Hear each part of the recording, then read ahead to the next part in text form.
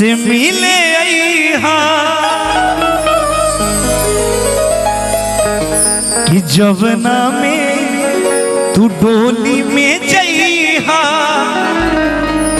कि जवना में तू पिया घरे जइहा।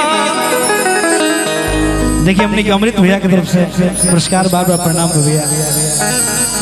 ए जानू उहे लिबास में हमरा से मिले ऊ बाग या बगीचा सब सोने लागेला ओ प्यार वाला गीतिया बेधुन लागेला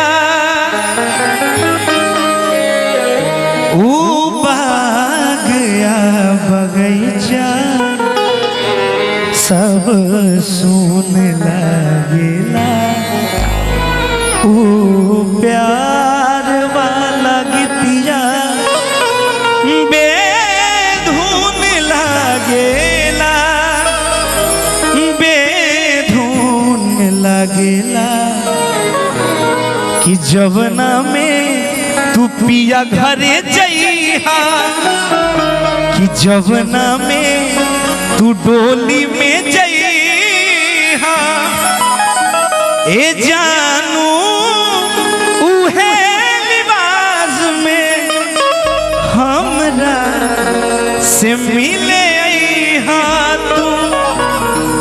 ए जानू अगर एक बार अच्छा हो ताली बजा के आशीर्वाद दी सब भैया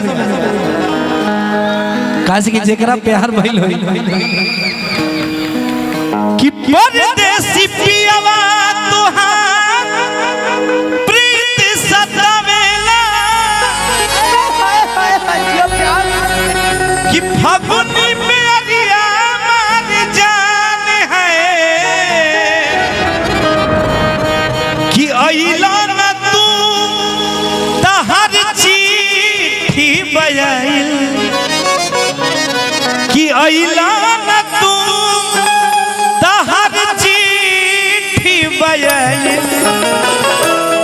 ए हो पिया काहे बड़ा तू भुलाई। एक बार जोरदार ताली बजा सब। Thank you so much.